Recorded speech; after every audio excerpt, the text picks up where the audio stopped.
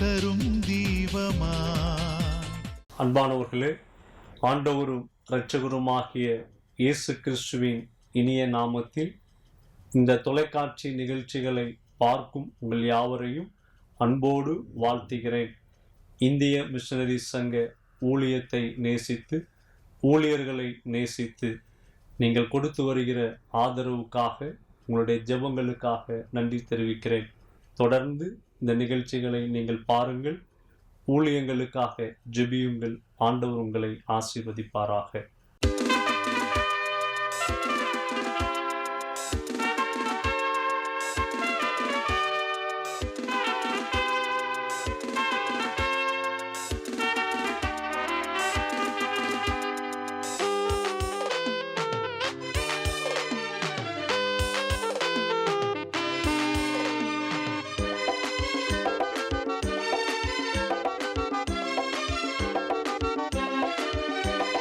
காலங்கள் ஓடிடும், வாலிபம் மறைந்திடும், வாழ்வு என்பது மாயையே. காலங்கள் ஓடிடும், வாலிபம் மறைந்திடும், வாழ்வு என்பது மாயையே, வாழ்வு என்பது மாயையே.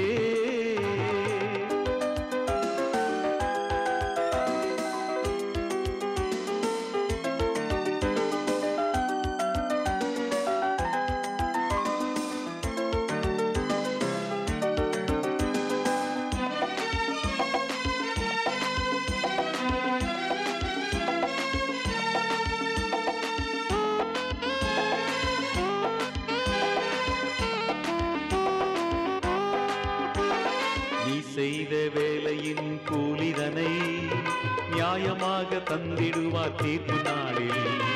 நீ செய்த வேலையின் கூலிதனை நியாயமாக தந்திடுவார் தீர்ப்பு நாளில். உண்மையுள்ள ஊழியனை உயர்த்தியே இயேசுவே, உண்மையுள்ள ஊழியனை உயர்த்தியே இயேசுவே, அழியாத கிரீடமும் தந்திடுவார், அழியாத கிரீடமும் தந்திடுவார். காலங்கள் ஓடிடும், வாலிபம் மறைந்திடும், வாழ்வு என்பது மாயையே. காலங்கள் ஓடிடும், வாலிபம் மறைந்திடும், வாழ்வு என்பது மாயையே, வாழ்வு என்பது மாயையே.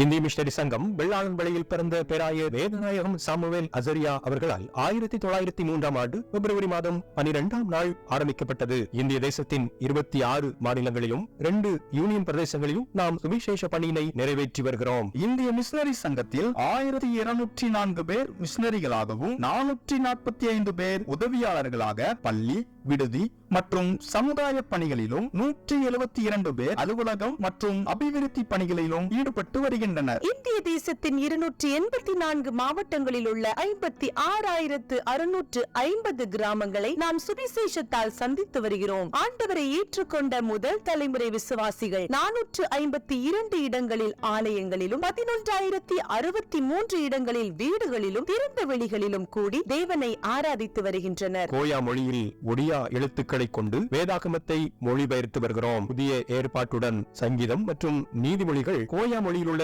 2 பேச்சு வழக்குகளிலும் மொழிபெயர்க்கப்பட்டு எழுத்து மற்றும் ஆடியோ வடிவில் வெளியிடப்பட்டுள்ளது. பழைய ஏற்பாட்டில் மோசையின் 5 ஆகமங்கள் மொழிபெயர்க்கப்பட்டுள்ளது.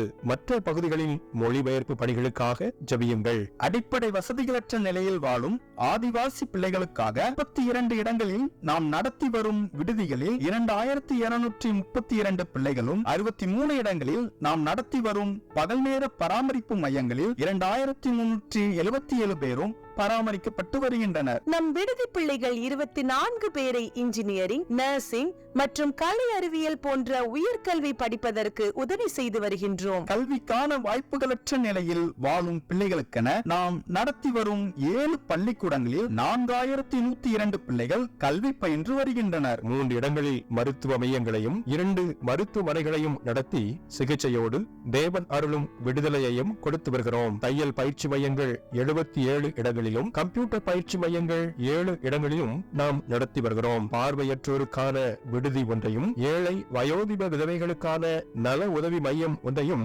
நாம் நடத்தி வருகிறோம். இப்பணிகளுக்காக ஜெபியுங்கள், உதவி செய்யுங்கள். ஒரு மிஷனரியை ஆதரிக்க மாதம் ரூபாய் 4000 தேவை. ஒரு ஆதிவாசி பிள்ளையை ஆதரிக்க மாதம் ரூபாய் 1000 தேவை. பகல் நேர பராமரிப்பு மைய குழந்தை ஒன்றை ஆதரிக்க மாதம் ரூபாய் 500 தேவை. கிராமம் ஒன்றிற்கு நற்செய்தி அறிவிக்க மாதம் ரூபாய் 500 தேவை. மிஷனரிகளின் மருத்துவ தேவையை சந்திக்க மாதம் ரூபாய் 300 தேவை. வாருங்கள், நாம் இணைந்து செயல்படுவோம்.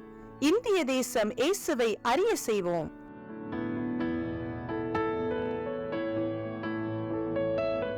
இந்திய மிஷனரி சங்கமே, உன்னை நேசித்திருப்போர் சுகித்திருப்பாரே.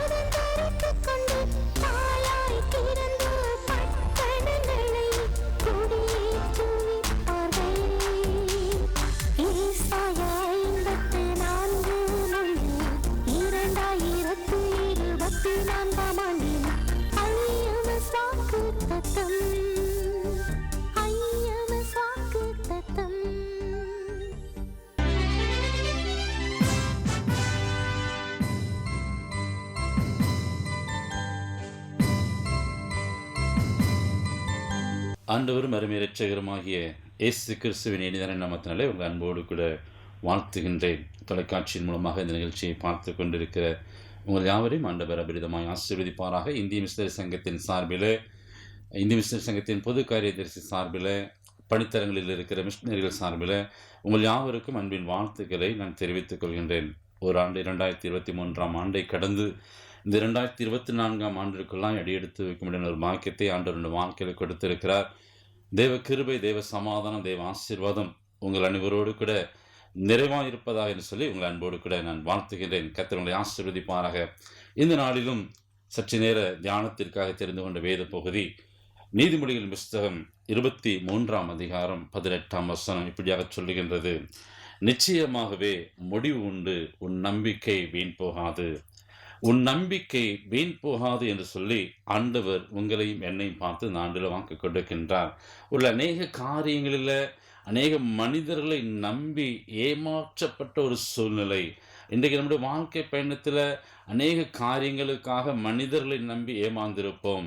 ஒருவேளை பலவீனத்தின் நிமித்தமாக, வியாதி நிமித்தமாக மருத்துவர்களை நம்பியிருப்போம், அதிகாரிகளை நம்பியிருப்போம், இன்னும் வக்கீல்களை நம்பியிருந்திருப்போம், உறவினர்களை நம்பியிருந்திருப்போம்.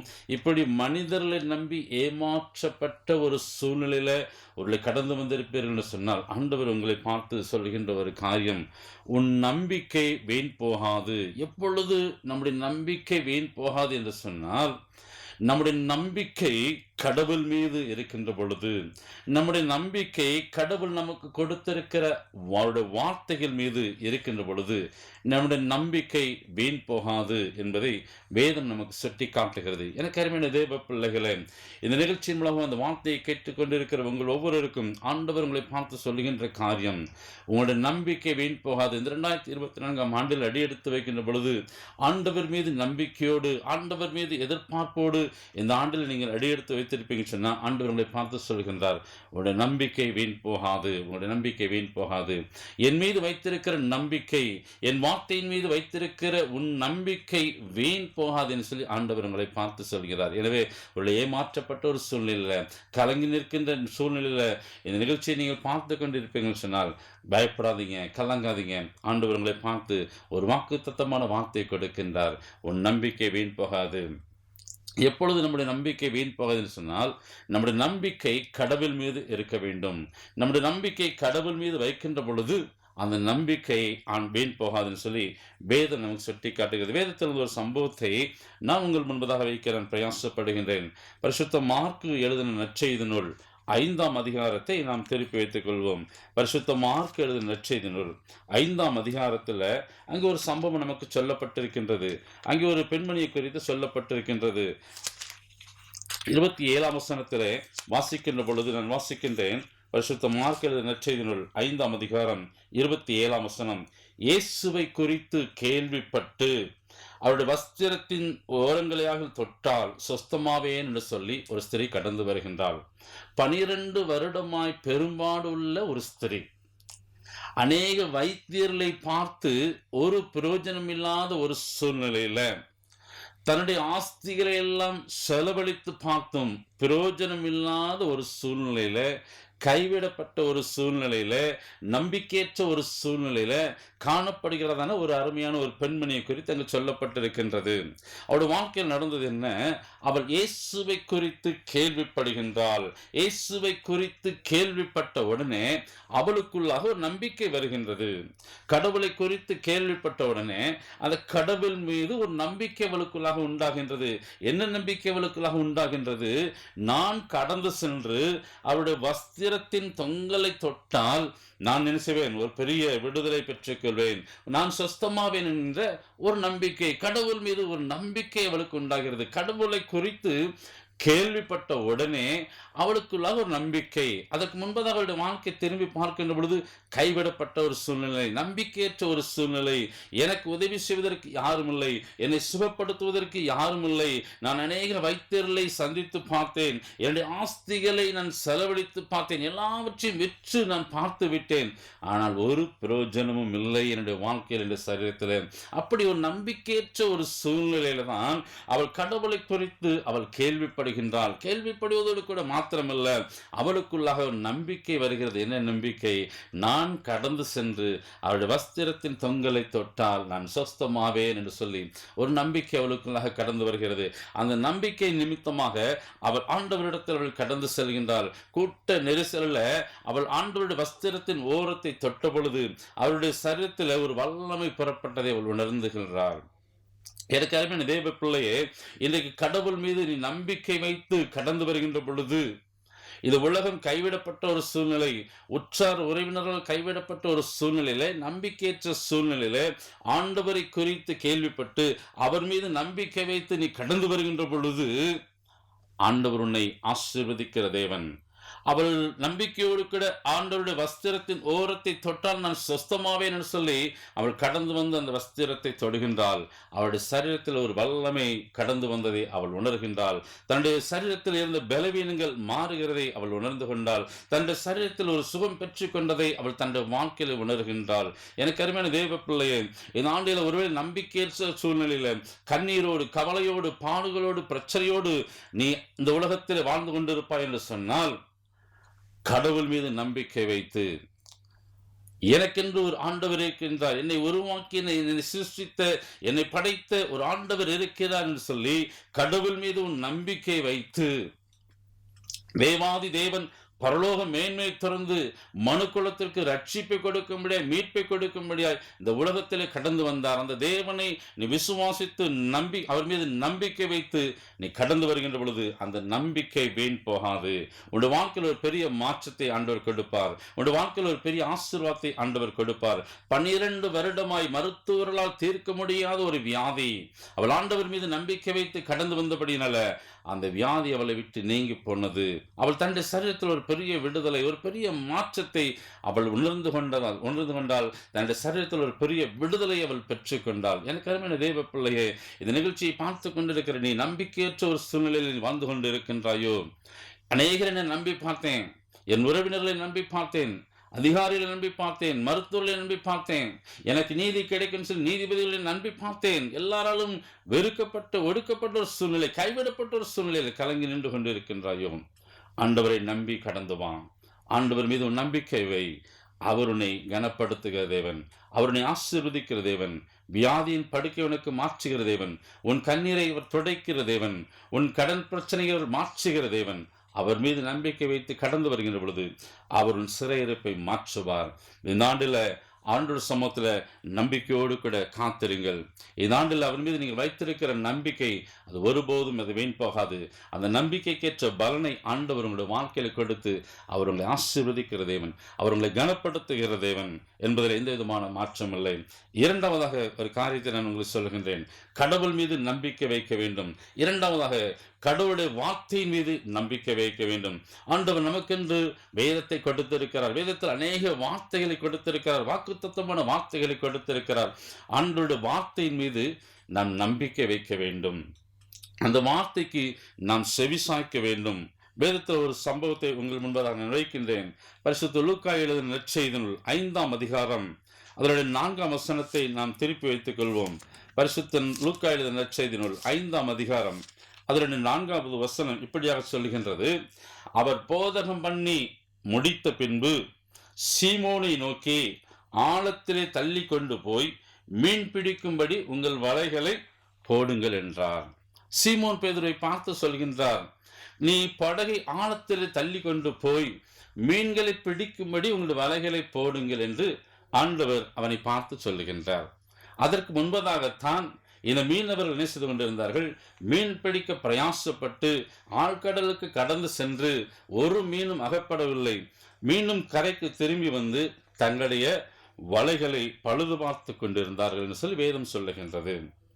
எனக்கு அருமையான தேவ பிள்ளைகளே, இப்பொழுது ஆண்டவர்களை பார்த்து சொல்கின்றார், தங்களுடைய சொந்த முயற்சியினால, தங்களுடைய திறமைகளை நம்பி, நாங்கள் மீனவர்கள், எந்த இடத்துல எங்களுக்கு மீன் கிடைக்கும் என்பதை தெரியும் என்று சொல்லி கடந்து சென்ற அந்த மீனவர்கள் ஒரு மீனு கூட அகப்படவில்லை. ஏமாற்றத்தோடு கூட என்ன செய்யறாங்க? கரைக்கு திரும்பி வந்திருக்கிறாங்க. தங்களுடைய வலைகளை அவங்க பழுது பார்த்து கொண்டு இருக்கிறாங்க. இந்த நேரத்தில் தான் ஆண்டவர்களை பார்த்து சொல்கிறார், நீ படகை ஆழத்துக்கு தள்ளி கொண்டு போய் மீன் பிடிக்கும்படி உங்களுடைய வலைகளை போடுங்கள் என்று சொல்லி ஆண்டவர் சொல்றாரு. அப்போ ஆண்டவர் பார்த்து சீமோன் சொல்கிறார், ஐயரே, நாங்கள் முழுவதும் என்ன செஞ்சோம்? பிரயாசப்பட்டு பார்த்தோம், ஆனால் ஒன்றும் என்ன செய்யவில்லை, அகப்படவில்லை. முழுவதும் நாங்கள் பிரயாசப்பட்டு பார்த்தோம். ஒருவேளை நம்முடைய வாழ்க்கையில் அநேக பிரயாசங்களை என் சுய ஞானத்தில் நான் சாதித்து விடலாம், என் செல்வாக்கினால் நான் சாதித்து விடலாம், என் ஐஸ்வர்யத்தினால் சாதித்து விடலாம் சொல்லி சுய முயற்சியினால், சுய பலத்தினால் அநேக காரியங்களை முன்னேறெடுத்து நாம் செய்து தோல்வி தழுவி இருக்கலாம்.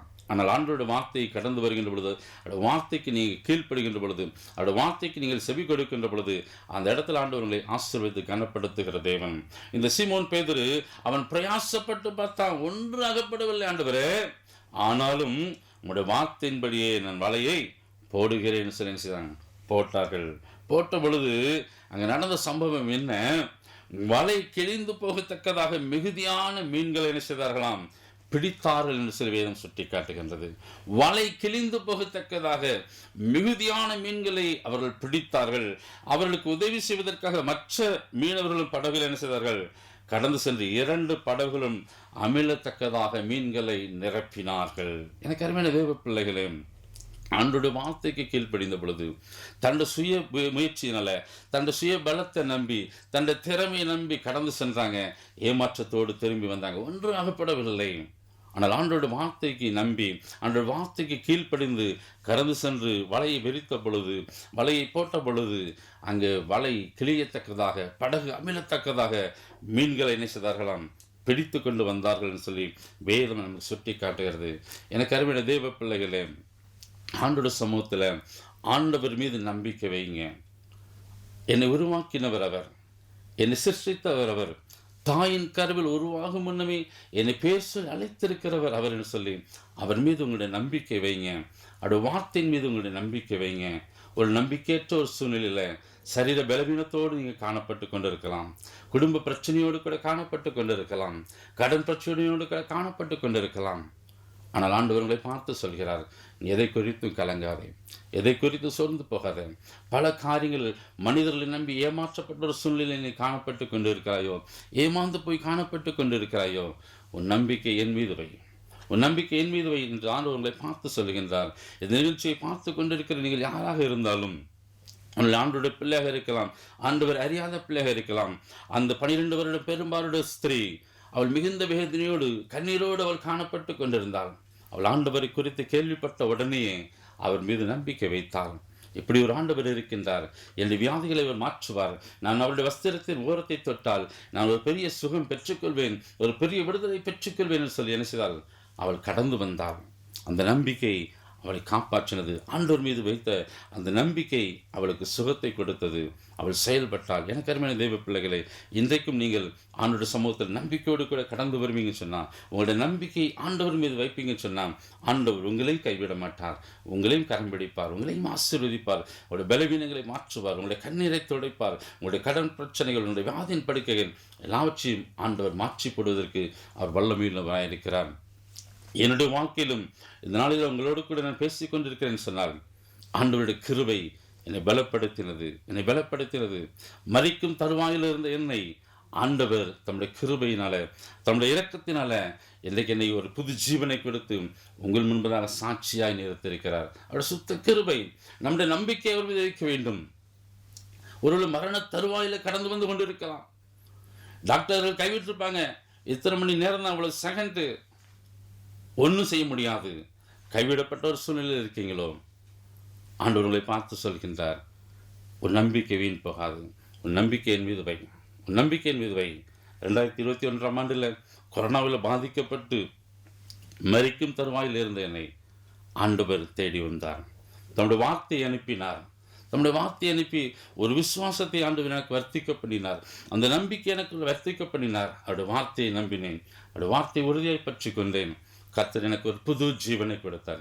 இன்றைக்கு உங்கள் முன்பதாக சாட்சியாய் நிற்கும்படியாக, அவருடைய நாமத்தை பிரஸ்தாபப்படுத்தும்படியாக, அவருக்கு என்று சாட்சியாய் நிற்கும்படியாக ஆண்டவர் என்னையும் நினைத்து இந்த இடத்துல அநேகருக்கு ஒரு சாட்சியின் பாத்திரமாக நிறுத்தியிருக்கிறேன் சொன்னால், அவருடைய வார்த்தையின் மீது வைக்கிற நம்பிக்கை, அவர் மீது வைக்கிற நம்பிக்கை, உங்களுடைய நம்பிக்கை வீண் போகாது. இந்த 2024ஆம் ஆண்டில், ஒருவேளை 2023ஆம் ஆண்டில் பலவிதமான காரியங்களில், தோல்வி மத்தியில், இழப்புகள் மத்தியில், போராட்டத்தின் மத்தியில், பிரச்சனைகள் மத்தியில், பாடுகள் மத்தியில் கடந்து வந்திருக்கலாம். மனிதர்களை நம்பி ஏமாற்றப்பட்ட ஒரு சூழ்நிலையில் இருக்கலாம். ஒருவேளை மனிதர்களால், உறவினரால் கைவிடப்பட்ட ஒரு சூழ்நிலையில் இருக்கலாம். ஆனால் ஆண்டவர் உங்களை பார்த்து சொல்கின்றார், இந்த 2024ஆம் ஆண்டில் உடைய நம்பிக்கையை அவர் மீது வைங்க, அவருடைய வார்த்தையின் மீது நம்பிக்கை வைங்க. அவர் உங்களோடு இடைபடுகின்ற அவருடைய வார்த்தைகளுக்கு நீங்கள் என்ன செய்யுங்க? செவி சாயுங்க. அவருடைய வார்த்தைகள் அப்படி ஏற்றுக்கொள்ளுங்க, அவருடைய வார்த்தைக்கு கீழ்ப்படிங்க. கர்த்தர் நிச்சயமாகவே உங்களை கனப்படுத்துகிற தேவன், அவர் உங்களை ஆசீர்வதிக்கிற தேவன். எந்த சூழ்நிலையிலும் அவரை உங்களை விட்டு விலக மாட்டார், உங்களை கைவிட மாட்டார். அவரை நம்பி இருக்கின்ற பொழுதும், அவரை சார்ந்து இருக்கின்ற பொழுது உங்களுடைய கண்ணீரை துடைக்கிற தேவன், உங்களுடைய கவலைகளை மாற்றுகிற தேவன். அந்த தேவனுடைய கரத்தில் உங்களை அர்ப்பணிங்க. அவருக்கு இந்த சாட்சியாய் வாழுங்க. ஜீவனுள்ள மட்டும் அவருக்காக என்னால் இயன்றதை நான் செய்வேன்னு சொல்லி நீங்கள் செயல்படுங்க. ஆண்டவர் உங்களை கனப்படுத்துகிற தேவனாய், உங்களை ஆசீர்வதிக்கிற தேவனாய் அவர் கடந்து வருகின்றார். ஒருவேளை நான் ஆண்டவருக்கு என்று எப்படி சாட்சியாக நிற்பதுன்னு சொல்லி நீங்கள் என்ன செய்யலாம்? நினைக்கலாம். ஆண்டவருக்காக நான் எப்படி செயல்படுவதுன்னு சொல்லி நினைக்கலாம். ஆண்டவர்களை ஆசீர்வதிக்கின்ற பொழுது, ஆண்டவர்களை கனப்படுத்துகின்ற பொழுது, ஆண்டவர்களை மேன்மைப்படுத்துகின்ற பொழுது, ஆண்டவருக்காக ஏதோ ஒரு விதத்தில் செயல்பட நீங்கள் அழைக்கப்படுகின்றீர்கள். ஒரு நீங்கள் இருக்கிற இடங்களில் ஆண்டவருக்கு சாட்சியாக இருக்கலாம். நீங்கள் இருக்கிற இடங்கள் மற்றவர்களுக்கு ஆசீர்வாதமாக இருக்கலாம். ஒரு அதோடு கூட மாத்திரமல்ல, கிறிஸ்துவின் அன்பை நான் பெற்ற இந்த நன்மைகள், இந்த ஆசீர்வாதங்களை மற்றவர்களுக்கு பறைசாற்றுவதற்கு இப்படிப்பட்ட மிஷனரி ஸ்தாபனங்களோடு இணைந்து நீங்கள் செயல்படலாம். ஆண்டவரை அறியாத மக்களுக்கு, இன்னும் ஆண்டவருடைய அன்பு கடந்து செல்லாத இடங்களுக்கு ஆண்டவருடைய அன்பை கடந்து கொண்டு செல்வதற்கு நான் பிரயாசப்படுவேன், என்னால் இயன்றதை நான் செய்வேன் என்று சொல்லி ஆண்டவருக்காக செயல்பட நீங்கள் அழைக்கப்படுகின்றீர்கள். ஆண்டவர் உங்களை ஏவுவார்னு சொன்னால், இந்த மிஷனரி பணியில் எங்களோடு கூட இணைந்து நீங்கள் தோள் கொடுத்து செயல்பட உங்களை அன்போடு கூட நாங்கள் அழைக்கின்றோம்.